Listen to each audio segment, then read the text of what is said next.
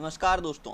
तो अगर आप भी दे रहे हैं एमपीपीएटी या फिर आईसीआर या फिर जो भी एग्रीकल्चर एग्ज़ाम्स जिससे कि बीएससी एग्रीकल्चर में एडमिशन होता है, तो ये वीडियो आपके लिए बहुत ही इंपॉर्टेंट होने वाली है और आपके लिए ही वीडियो बनाई गई है। इस वीडियो में हम बात करेंगे प्राइवेट एग्रीकल्चर यूनिवर्सिटीज़ और गवर्नमेंट एग्रीकल्चर यूनिवर्सिटीज़ में आपके जितने भी डाउट्स हैं, इस वीडियो में आपके सारी चीज़ें क्लियर हो जाने वाली हैं, इसलिए वीडियो को एंड तक ज़रूर देखिएगा।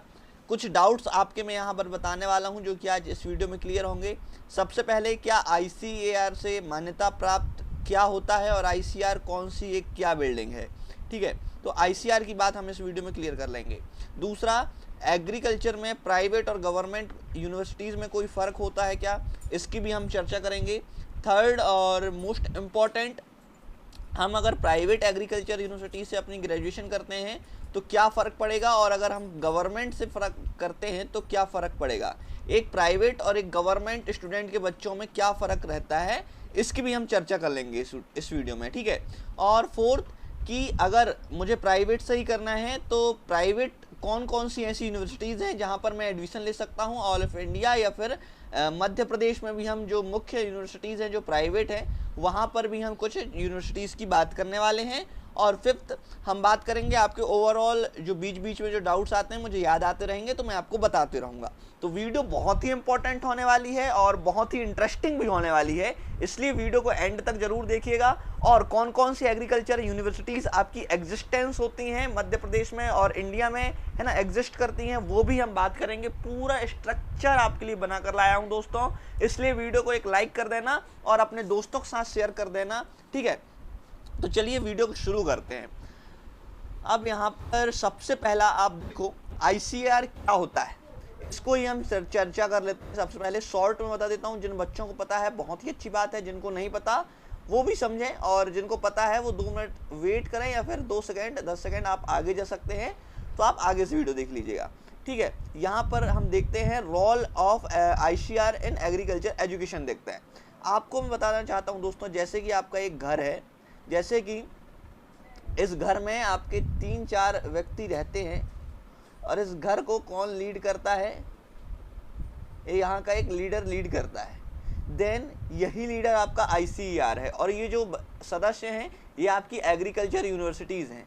ये आईसीआर आपका चूज़ करेगा कि यहाँ पर क्या होना चाहिए, घर में कौन सा खाना बनना चाहिए, यानी कि आईसीआर का सिलेबस क्या होना चाहिए, आईसीआर के बच्चों को क्या पढ़ना है, यूनिवर्सिटीज़ में कौन कौन सी फैकल्टीज़ रहेंगी, ये भी आईसीआर ही सेलेक्ट करता है ना। तो जितने ही प्रकार की सारी चीज़ें होती हैं ये आपका आईसीआर सेलेक्ट करता है। आप इतना मान के चलें तो आप ये मानेंगे कि एग्रीकल्चर से संबंधित एजुकेशन में जो भी प्रक्रियाएं और महत्वपूर्ण डिसीजंस होते हैं वो Indian council of agriculture research, जो कि न्यू दिल्ली में स्थित है आईसीआर, यहीं आपका सारी चीज़ें होती हैं।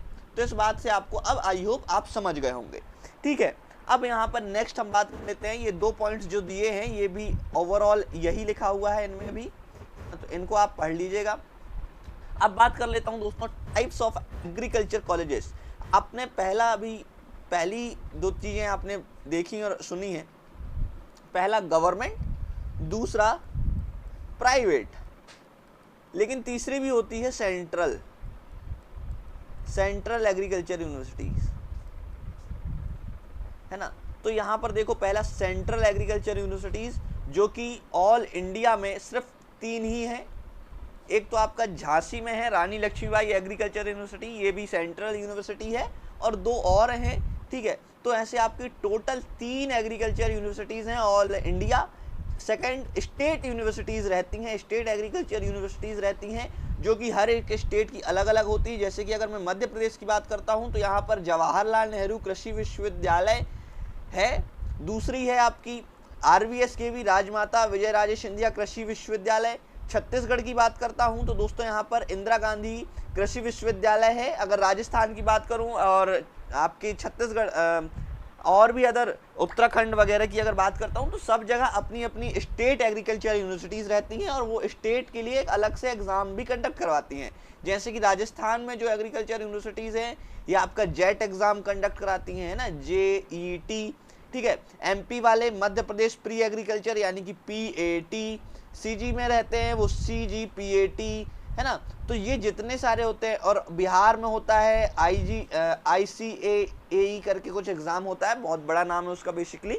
तो वो एग्ज़ाम्स कराती हैं स्टेट वाले, लेकिन नेशनल में जो जितनी भी यूनिवर्सिटीज़ रहती हैं जो कि ICAR एग्ज़ाम के थ्रू आपको एडमिशन देती हैं, ICAR is equals to CUET, common university entrance test 2024 से ICAR अब इसी के बेसिस पर जो है आपका एडमिशन देता है नेशनल एग्रीकल्चर यूनिवर्सिटीज़ में, ठीक है। तो यहाँ पर देखो, और थर्ड यूनिवर्सिटी होती है प्राइवेट दोस्तों। ICAR क्या करता है, ICAR के कुछ क्राइटेरियाज रहते हैं। यहाँ पर जो आपको मैंने घर बताया ना, इस घर का कुछ क्राइटेरिया है कि यहाँ पर अगर कोई नया सदस्य जुड़ना है तो इस घर का कुछ क्राइटेरिया है कि नए सदस्य के पास इतने पैसे होने चाहिए, यानी कि उस कॉलेज के पास इतनी ज़मीन होनी चाहिए, इस नए सदस्य जो आ रहा है इसके पास इतने कॉन्टैक्ट होने चाहिए, यानी कि इसके पास इस यूनिवर्सिटी या इस कॉलेज के पास इतनी फैकल्टीज़ होनी चाहिए। बेसिकली ऐसे ही ऐसे बहुत सारे एग्जांपल्स हैं जो कि एक ICAR मान्यता प्राप्त कॉलेज होता है वो देखता है ICAR मान्यता देने से पहले, है ना। तो अगर ये रिक्वायरमेंट फिलअप होती हैं तो ICAR अपने घर में उसको जो है रख लेता है, और इसी को हम कह देते हैं ICAR ने उस कॉलेज को या उस यूनिवर्सिटी को जो है ICAR एग्रीडेशन दे दिया, यानी कि अपनी मान्यता दे दी है। तो ये होता है। आई होप आप समझ गए होंगे ICAR की मान्यता क्या होती है, ये भी बहुत सारे बच्चों के मन में डाउट रहता है, आप ये समझ गए। कुछ प्राइवेट, अब ICAR ये नहीं मानता कि आप गवर्नमेंट हैं या फिर प्राइवेट हैं।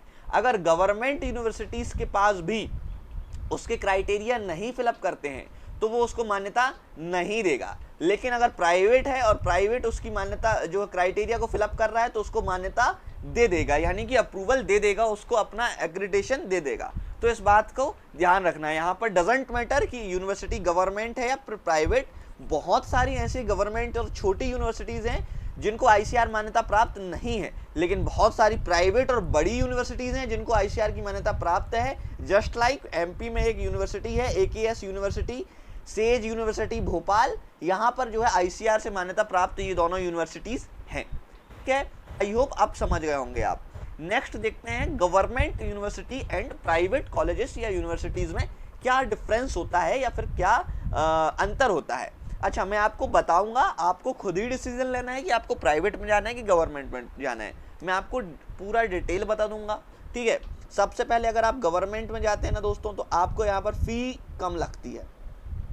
फ़ी आपकी 20 से लेकर 50,000 या 80,000 के बीच सालाना आपकी लगती है, ईयरली, ठीक है। लेकिन अगर आप प्राइवेट में जाते हैं तो आपकी फ़ीस बहुत ज़्यादा बढ़ जाती है, लगभग 8 से लेकर 20 लाख तक आपकी 4 साल की डिग्री होती है, यानी कि 4-5 लाख आपके यहाँ पर एक साल में लगते हैं। कहाँ 80,000 या 20,000 और कहाँ 4 से 5 लाख साल के।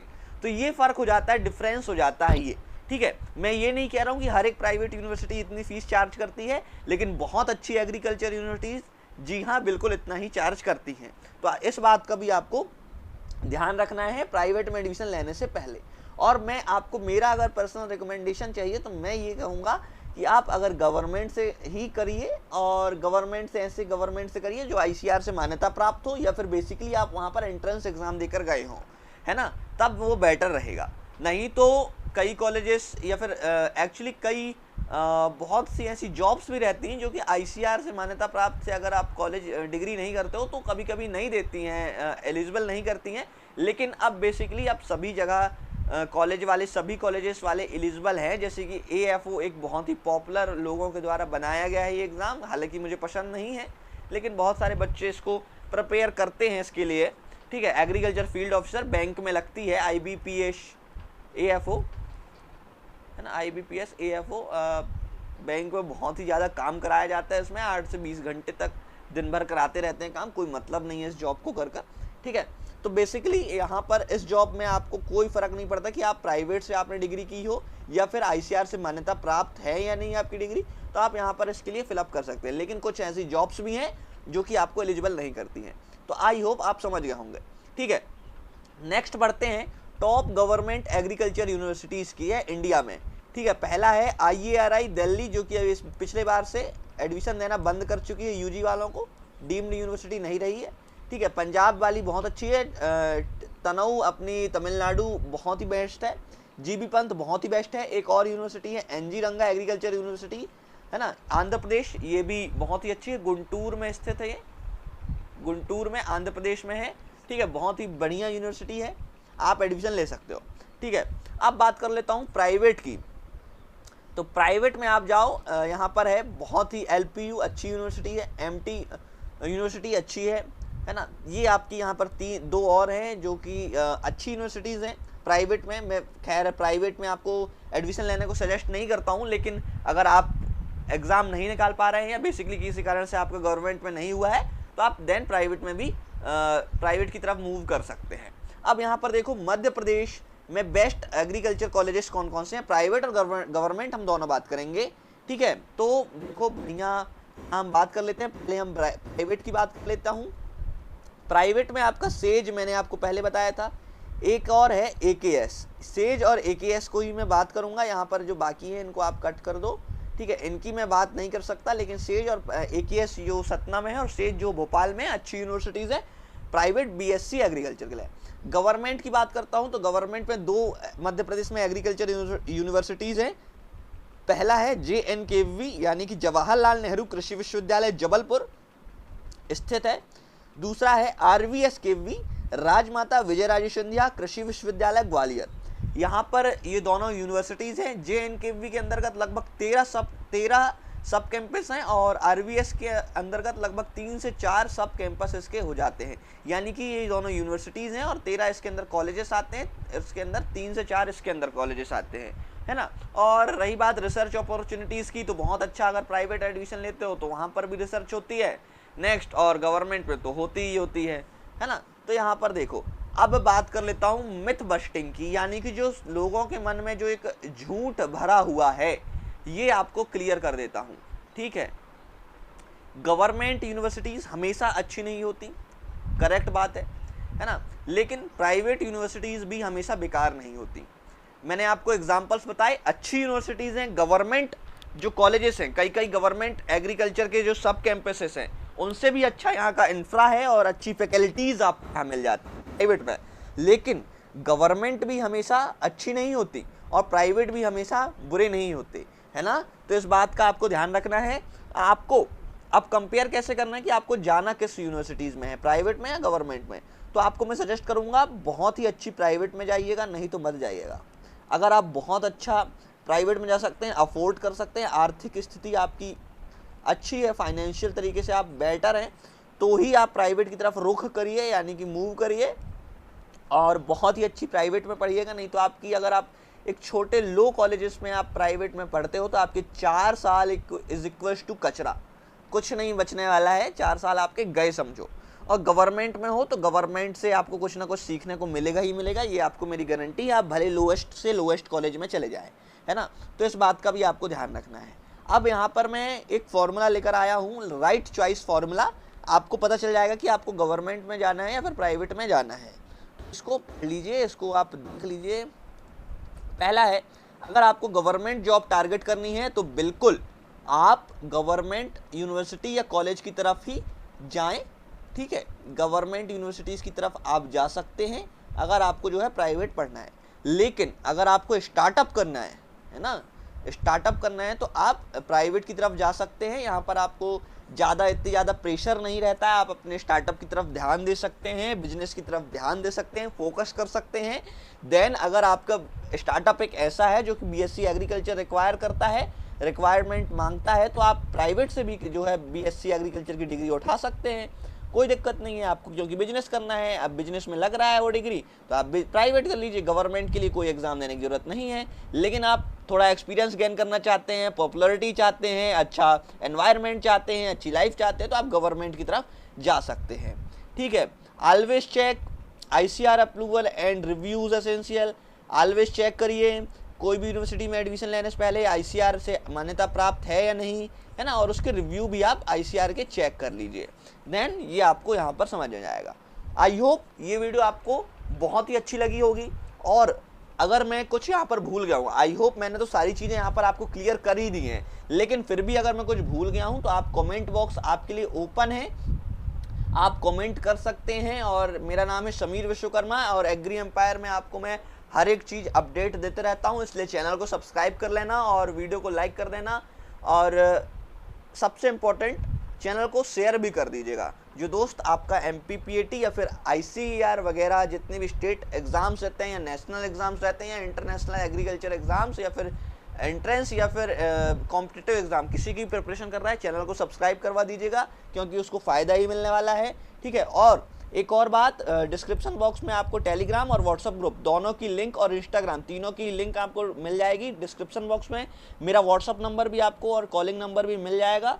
आप वहां पर अगर आपको कुछ डाउट आता है तो आप मुझसे आस्क कर सकते हैं, ICAR से संबंधित, MPPAT से संबंधित, है ना। नोट्स वगैरह आपको चाहिए तो नोट्स वगैरह भी आप मेरे पास अवेलेबल है। आपको चाहिए तो बहुत ही कम प्राइस में क्वालिटी नोट्स व्हाट्सअप PDF के माध्यम से आपको प्रोवाइड हो जाएंगे, बहुत ही कम से कम फी में, है ना। तो नोट्स चाहिए तो ये मेरा व्हाट्सअप नंबर है 9424925823, है ना, 9424925823। मिलते हैं दोस्तों नेक्स्ट इंपॉर्टेंट वीडियो के साथ।